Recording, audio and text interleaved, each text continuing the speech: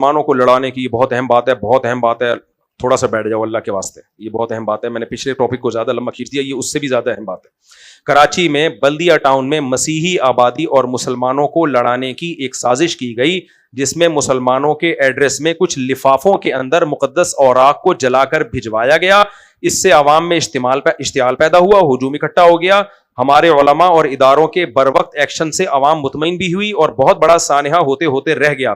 مفتی زبیر صاحب اور دیگر مفتیان کرام نے عوام کو اس موقع پر ٹھنڈا کیا اور حکومتی ذمہ داروں نے بھی غفلت نہیں دکھائی. اگر اسی طرح علماء اور حکومت مل کر خود سے ان واقعات کو سیریس لیں تو یہ جذباتیت اور حادثات کافی حد تک ختم ہو جائیں گے. بہترین بات کی ہے, مسیحی برادری میں, مسیحی علاقوں میں کسی کمبخت کی شرارت کی ہے, لفافوں میں قرآن کے جلے ہوئے اوراق بھیجے. اس کا اچھا یہ نہیں پتا کہ مسلم نے کی ہے یا غیر مسلم نے کی ہے, یہ نہیں پتا, کوئی سازشی نے کی ہے. وہاں پر یہ تھا کہ جب یہ لفافے کھلیں گے تو ہم یہاں چھاپا ماریں گے, دیکھو قرآن کے اوراق انہوں نے جلائے ہیں. تو الحمدللہ بر وقت اس سازش کو پکڑ لیا گیا, اور یہ پکڑا بھی علماء نے اور گورنمنٹ نے مل کے یہ کام کیا ہے. تو اس کا مقصد آپ کو یہ بتانا ہے کہ فوراً مشتعل نہ ہو جایا کرو. پاکستان میں بسنے والے ہندو ہوں, سکھ ہوں, مسیحی ہوں, کوئی بھی نبی کریم صلی اللہ علیہ وسلم کے گستاخ نہیں ہے. کل جامعۃ الرشید میں جلسہ ہوا ہے الحمدللہ. اس جلسے میں شیعہ لوگوں کو بھی بلایا, علماء کو, اہل حدیث کو بلایا, بریلویوں کو بلایا, سکھوں کو بلایا, ہندوؤں کو بلایا, ہندو کے پنڈت آئے ہوئے تھے اور مسیحی برادری کے لوگ آئے ہوئے تھے, سب آئے ہوئے تھے. جو شیعہ لوگ تھے انہوں نے فضائل صحابہ بیان کیے. دو شیعہ اسکالر, نام یاد ہے میں بھول گیا, انہوں نے فتویٰ دیا کہ ہم صحابہ کی گستاخی کو جائز نہیں سمجھتے. ان میں ایک شیعہ اسکالر وہ تھے کہ کچھ دنوں پہلے ایک شیعہ نے حضرت ابو بکر کی شان میں گستاخی کی تھی, تو اسی شیعہ اسکالر نے جا کے اس کے خلاف FIR کٹوائی ہے, جن کو جامعۃ الرشید نے اپنے اسٹیج پہ کل بلایا. کل میں بھی تھا اس میں, کل عصر کے بعد جلسہ ہوا ہے جامعۃ الرشید میں, پروگرام ہوا ہے. تو ہر فرقے میں ایسے معتدل لوگ موجود ہوتے ہیں جو اس طرح کی گستاخیوں کو پسند نہیں کرتے. میں تو شیعہ عالم سے ملا, میں نے کہا آپ نے تو کمال کر دیا. انہوں نے کہا بھائی یہ ایک طبقہ ہے جو صحابہ کو برا بلا کہتا ہے, ہم اس کے قائل نہیں ہیں. کچھ لوگ کہتے ہیں یہ تقیہ کر رہے ہیں, اتنے بڑے جلسے سے ایک بندہ خطاب کر رہا ہے, ویڈیو میں ریکارڈ ہو رہا ہے, تو ہم تو ظاہر کے مکلف ہیں نا. اگر کوئی منہ سے اچھی بات کر رہا ہے تو میں اس کو بولوں تقیہ کر رہا ہے, جھوٹ بول رہا ہے, تو یار یہ کون سا طریقہ ہے, اس سے جھوٹ پیدا ہوتا ہے. تو میں نے کہا آپ نے تو دل جیت لیا ہمارا. دوسرے اسکالر نے بھی یہی بات کی ہے. تو مجھے اندازہ ہوا کہ سارے شیعہ ایک جیسے, دیکھو شیعہ مسلک کو میں درست نہیں کہہ رہا, ہمارا اختلاف ہے شیعوں سے, جیسے اہل حدیث سے بھی اختلاف ہے, بریلویوں سے بھی اختلاف ہے. اختلاف رکھنا یہ تو زندہ قوموں کی علامت ہے, ہر شخص کی ایک رائے ہوتی ہے, لیکن یہ اختلاف آج سے نہیں ہے, صدیوں سے ہے. تو صدیوں سے جیسے تمیز سے زندگی گزار لی, تو ابھی بھی گزاری جا سکتی ہے کہ نہیں جا سکتی. اختلاف ہندوؤں سے بھی ہے یا نہیں ہے ہمارا, لیکن کیا مطلب جا کے توڑ پھوڑ شروع کر دیں. ہمارے لیے ہمارے نبی کی تعلیمات ہیں کہ جب کوئی غیر مسلم اسلامی ریاست میں رہتا ہے اس کے بالکل وہی حقوق ہیں جو کسی مسلمان کے ہیں. تو ہمارے نبی نے ہمیں یہ آرڈر دیا ہے. تو اتنا اچھا لگا, وہ ہندوؤں نے بھی تقریر کی, ہندو پنڈت نے آ کے کہا کہ ہم تمام ہندو محمد صلی اللہ علیہ وسلم سے اتنی ہی محبت کرتے ہیں جتنی مسلمان کرتے ہیں. ایک پازیٹو میسج گیا نا. کیا خیال ہے بھائی؟ سکھ بھی آئے تھے, انہوں نے بھی یہ بات کہی ہے, اور ہمارے جامعۃ الرشید کے مفتی عبدالرحیم صاحب نے بھی یہ بات کہی.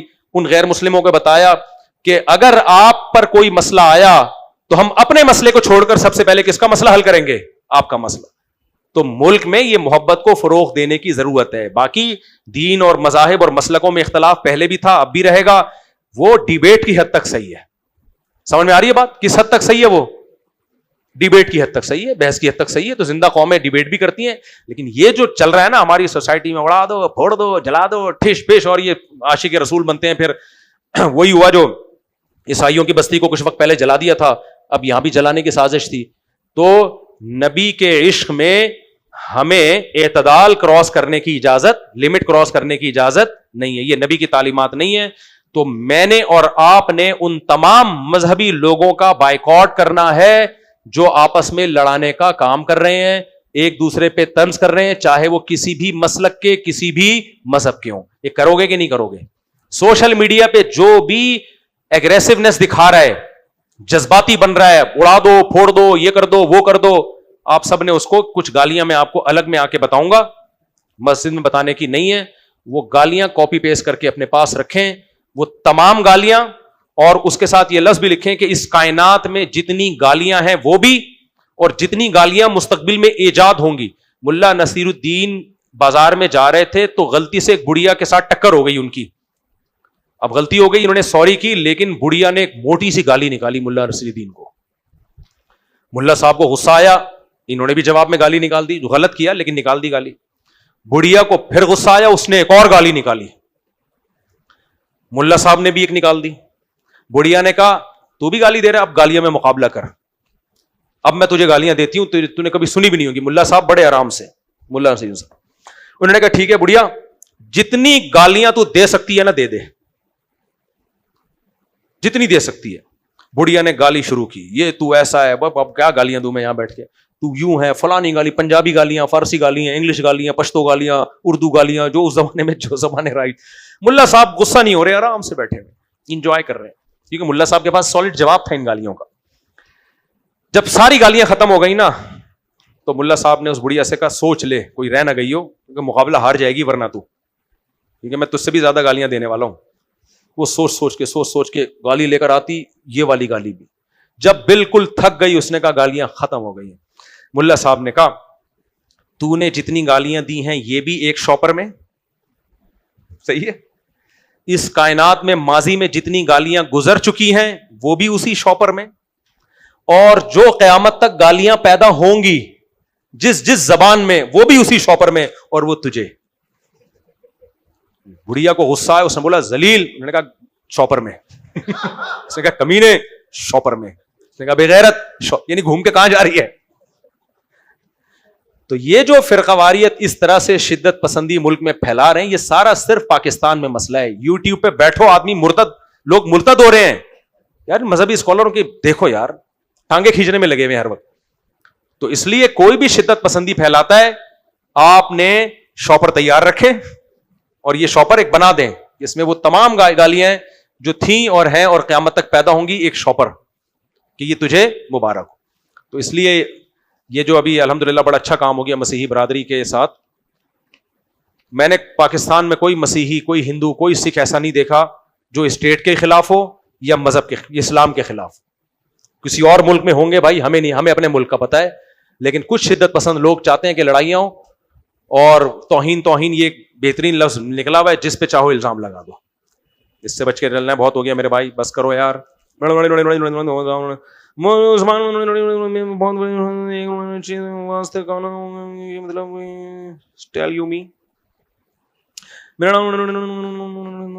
چیز سے سوال واضح پوچھا کرو. اب انہوں نے, میرا نام محمد آفاق احمد, میں خصوصی آپ سے ملنے مالک سے کہاں ہے آفاق احمد, کہاں ہے, ٹھیک ہے بیٹھ جائیں, بھی بلاتا ہوں آپ کو, آ جاؤ ادھر ہی آ جاؤ.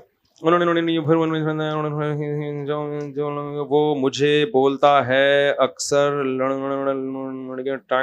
لڑکیوں کی باتیں کر رہے ہیں, السلام علیکم کیا حال ہے, بہت گندے الفاظ لکھے ہوئے پاگل کے بچے نے, ٹائٹ. میں اپنے, اور بھائی خیریت سے ہو, دوبارہ آ جاؤ نا, توجہ نہیں تھی میری. باجوڑ اسٹیشن, مالاکنڈ, باجوڑ والے لوگ باجوڑ بولتے ہیں, باجوڑ نا پشتو, اور آپ مالاکنڈ اسٹیشن. چلو اللہ خوش رکھے آپ کو. آپ کا چہرے سے لگ رہا ہے کراچی اسٹیشن نہیں ہے, چہرہ بتا دیتا ہے کہ یہ اسٹیشن یہ کے پی کے کا اور وزیرستان کا پانی ہے. تھوڑے دن کراچی میں رہو گے نا, جب واپس جاؤ گے تو لوگ گاؤں میں گھسنے نہیں دیں گے, بولیں گے کوئی غیر آ گیا ہمارے علاقے میں. میں اپنے پیسوں سے اپنے شوہر کو عمرے پہ لے جانا چاہتی ہوں, ہمارے گھر والے سنیں اللہ کرے. میری ساس جو کہ ضعیف العمری 76 سال کی ہیں, حج کر چکی ہیں, وہ بھی ساتھ جانا چاہتی ہیں. میں وہاں ان کی ذمہ داری اٹھانے سے قاصر ہوں, کیا میں ان کو منع کر سکتی ہوں؟ دوسری صورت میں عمرے کے لیے نہیں جا سکوں گی. ہاں 76 سال ضعیف العمر ہیں, دیکھو منع کر تو سکتی ہو آپ, لیکن نہ کرو تو زیادہ اچھا ہے. شوہر کا دل جیت لو گی اگر شوہر کی بوڑھی ماں کی خدمت کرو گی. 76 سال کی بیچاری ساس ہے, اللہ ان کو زندگی دے, کل وہ دنیا سے جائیں گی تو شوہر ساری زندگی یاد رکھے گا کہ میری بیوی نے میری ماں کی خدمت کی تھی. میں ایک ایسے بندے کو جانتا ہوں, اس کے اپنی بیوی سے بہت اختلافات ہوتے تھے, لیکن اس کی بیوی نے اس کی بوڑھی ماں کی خدمت بہت کی. وہ مجھے خود آ کے بتا رہا تھا, میں نے اپنی بیوی سے کہا 7 خون معاف کر دیے میں نے تیرے, صحیح ہے نا, جو کچھ تو نے زندگی میں کیا میں نے معاف کیا, کیونکہ تو نے میری ماں کی خدمت کی ہے. تو غیرت مند میاں اپنی خدمت سے اتنا خوش نہیں ہوتا جتنا اپنی ماں کی خدمت سے. مسئلہ تو یہی ہے کہ منع کر سکتی ہو. اب 76 سال میں سنبھالنا آسان نہیں ہے. مسئلہ تو یہی ہے کہ منع کر سکتی ہو کہ بھائی مشکل ہو جائے گا سفر میں. اور اب ہر عورت چاہتی ہے اپنے شوہر کے ساتھ اس کی پرائیویسی بھی ہو, وہ سفر کرنا چاہتی ہے, اس میں ساس جیسا عظیم رشتہ آ جائے تو آپ خود سمجھدار ہیں. ٹھیک ہے نا, لیکن دل جیتنا ہے. میاں اگر اس قابل ہو, میاں ہی اگر غیرت لیس ہے تو پھر تو اس کی ماں کی جتنی خدمت کرو میاں پہ کوئی اثر نہیں پڑتا. غیرت آدمیوں کی میں بات ہی نہیں کر رہا, میں غیرت مندوں کی بات کر رہا ہوں. غیرت مند آدمی کی ماں کی خدمت اگر اس کی بیوی کر لینا, وہ کہتا ہے بس سب کچھ معاف ہے, تو نے میرا دل جیت لیا, میری ماں کو تو نے عزت دے دی, تو اس پہ خوش ہو جاتا ہے. تو اس لیے کر لیں خدمت, بوڑھی ساس کی خدمت کر لیں. شوہر, اب مجھے نہیں پتا ان کا شوہر انسان کا بچہ ہے یا نہیں ہے. انسان کا بچہ ہوگا تبھی تو اپنے میاں کو اپنے خرچے پہ عمرے پہ لے کے جا رہی ہے. اچھا میرے بوئی, یہ بھی ہو گیا میرے بوئی. چلو السلام علیکم. ایک سوال بھائی کا, بھائی صاحب. ہاں جلدی جلدی اسپیڈ. السلام علیکم. وعلیکم السلام. ابے مائک منہ پہ قریب کر لو, آن تو کرو. یہ بھی غلطی ہو رہی ہے آپ سے. السلام علیکم. مفتی صاحب ایک غلطی ہوئی تھی لیکن وہ میں نے درست کر دی تھی. ہاں, چرپائی پہ مصلی بچھا کے میں نماز پڑھ رہا تھا, 2 رکعت پڑھ لی تھی, لیکن بندے آ گئے, ان لوگوں نے مجھ سے کہا کہ سلام پھیرو, آپ مسجد میں جا کے پڑھو, چرپائی پہ نماز نہیں ہو سکتی. نفل نماز پڑھ رہے تھے؟ نہیں, عشاء کی پڑھ رہا تھا. فرض بیٹھ کے چارپائی پہ؟ نہیں کھڑے ہو کے, کیونکہ وہ تھوڑا دروازہ بند, تھوڑا سا مسئلہ. نماز تو ہو گئی ہے لیکن زمین پہ کھڑے ہو کے نماز پڑھا کریں. میں نے سلام پھیر لی تھی, میں گیا مسجد میں, ادھر ہی کر لی پھر اسی وقت جا کے. بس ٹھیک ہے, ہو گئی لیکن چارپائی پہ کھڑے ہو کے نہ پڑھیں, تمیز سے زمین پہ یا مسجد نہ. ہو گئی نماز, ہو گئی. اچھا نماز ہو سکتی ہے کہنے کا مقصد ہے. اگر کوئی مسئلہ ہو, کوئی وجہ ہو, کوئی چارپائی پہ جھولتے رہو گے, نماز کے خشوع و خضوع کے بھی منافی ہے, تو مکروہ ہے, بری بات ہے. اچھا مطلب کہ مکروہ ہے. ہاں جی جی. السلام علیکم. مفتی صاحب میرا سوال یہ کہ اولاد کی تنخواہ پر والدین کا کتنا حق ہے, چاہے وہ اولاد میرڈ ہو یا ان میرڈ ہو, دونوں صورتیں میں پلیز. اولاد کی تنخواہ پر والدین کا کتنا حق ہے؟ اگر والدین محتاج ہیں, جیسے ابا کی جاب ہی نہیں ہے, بوڑھے ہو گئے, ریٹائر ہو گئے, تو پھر تو ابا کے تمام تر خرچے اولاد پر ہے, اماں کے بھی اور ابا کے بھی. لیکن اگر ابا کما رہے ہیں یا ابا کی پینشن آتی ہے جس میں ان کا اپنا اچھا گزارا ہو رہا ہے, تو پھر اولاد پر, باپ پر خرچ کرنا قانونی لحاظ سے, شرعی لحاظ سے واجب نہیں ہے. البتہ ترغیب ہے, انتا ومالک لابیک. اولاد کو چاہیے یہ سمجھے کہ میں اور میرا مال سب کس کا ہے؟ میرے باپ کا ہے. لیکن یہ اخلاقی حکم ہے اسلام کا. اسلام کا قانون یہی ہے کہ باپ اگر کما رہا ہے اور اپنے خرچے اس کے اپنی جاب سے, اپنی آمدن سے, اپنے بزنس سے, اپنے پینشن سے پورے ہو رہے ہیں, تو اولاد کا مال وہ اس کی پرمیشن کے بغیر استعمال نہیں کر سکتا. قانون یہی ہے. تو پھر اولاد کو رائٹ ہے کہ وہ روک سکتی ہے کہ بھئی جب آپ کروا رہے ہیں تو میں, کیونکہ جو بھی کماتا ہے تو شرعی طور پر وہ خود اس کا مالک ہوتا ہے. تو ضرورت کے وقت تو والدین پہ خرچ کرنا واجب ہوگا, ضرورت نہیں تو خرچ کرنا واجب نہیں ہے.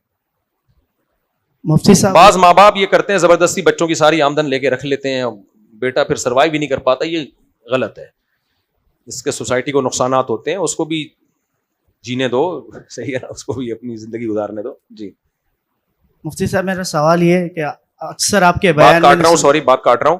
مجھے یاد ہے ہماری جب تنخواہ شروع ہوئی تو ہم نے ارادہ کیا تھا, میرے بڑے بھائی نے بھی, کہ ساری تنخواہ اپنے والد صاحب کے لا کے دیں گے, بس آپ ہی ہمیں کھلاؤ.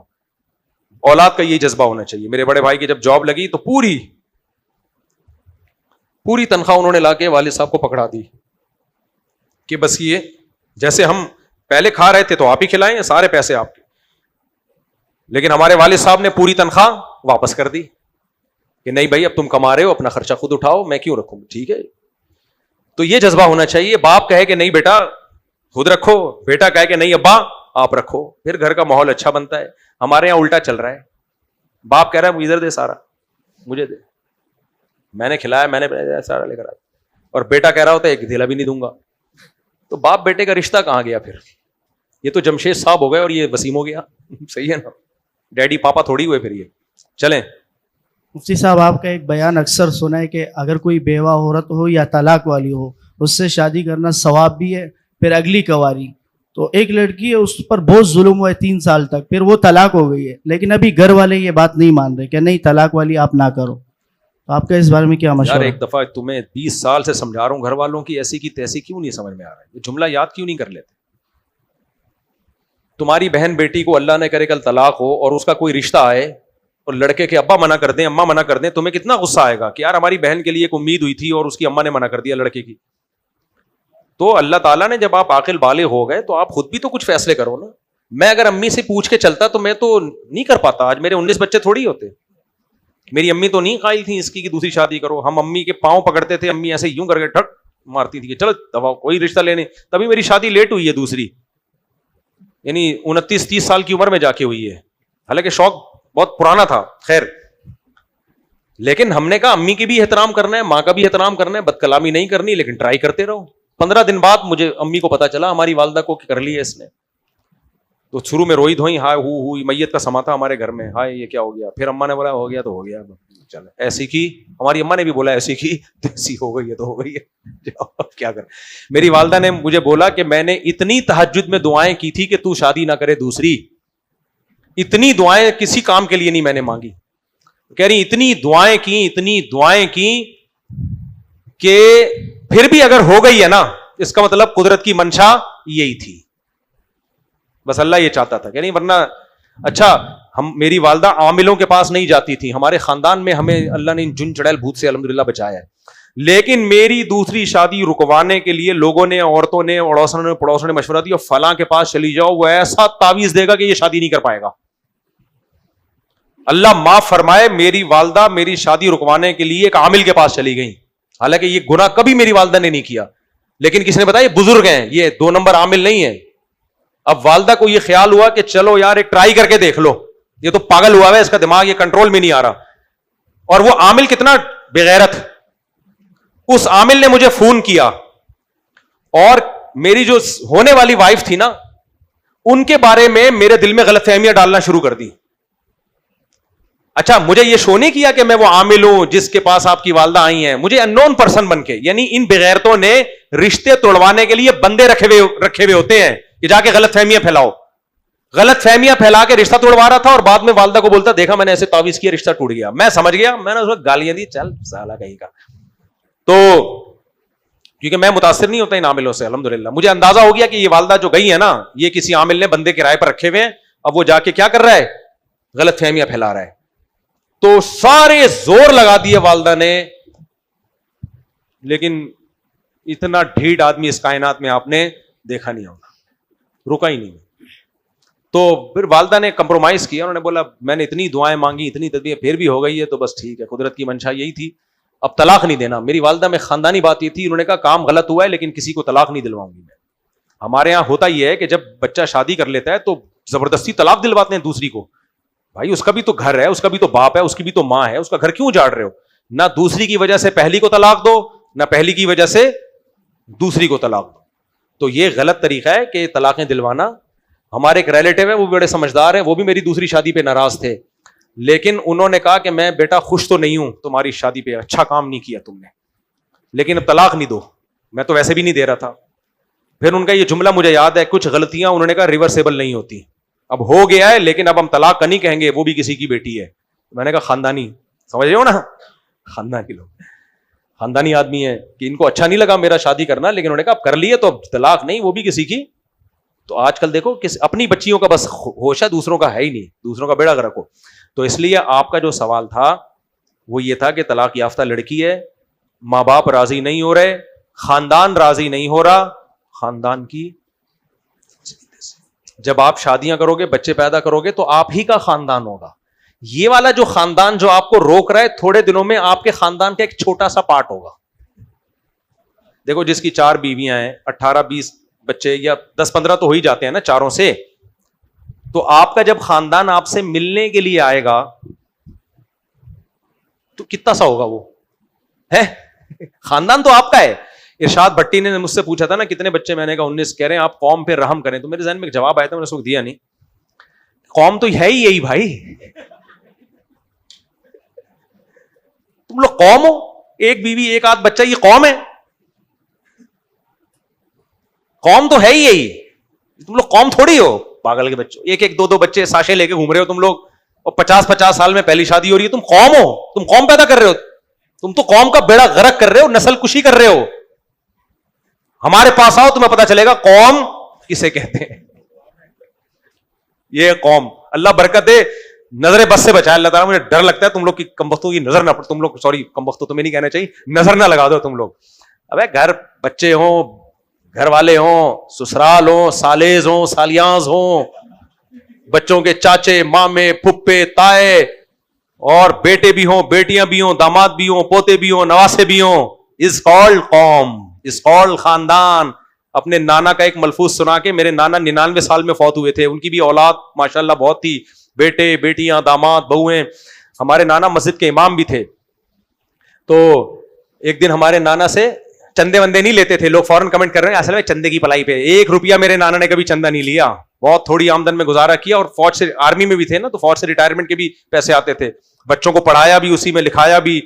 اور ہمیں پتا ہے استغنا کھلانا جانتے تھے, کھاتے نہیں تھے. ان کا تو سخاوت مشہور تھی. سرگودا میں آج بھی جائیں لوگ ان کی سخاوت کی تعریف کریں گے.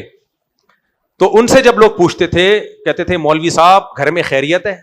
وہ کہتے تھے خیریت کم بختوں کے ہاں ہوتی ہے, جن کم بختوں کی اولاد ہی نہیں ہوتی. کوئی گھر میں ہے ہی نہیں تو خیریت ہی خیریت ہے.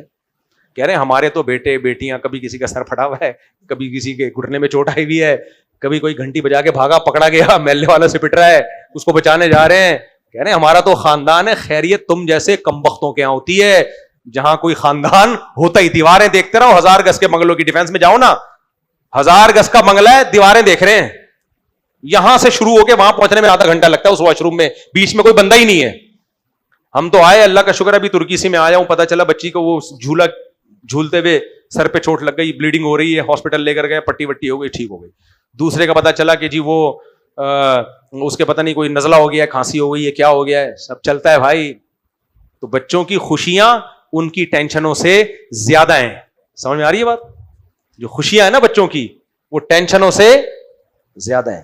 اس لیے آئندہ مجھ سے یہ کوئی کسی نے پوچھا نا قوم پہ رحم کرو, تو مجھ سے اچھے جواب کی امید نہ رکھے.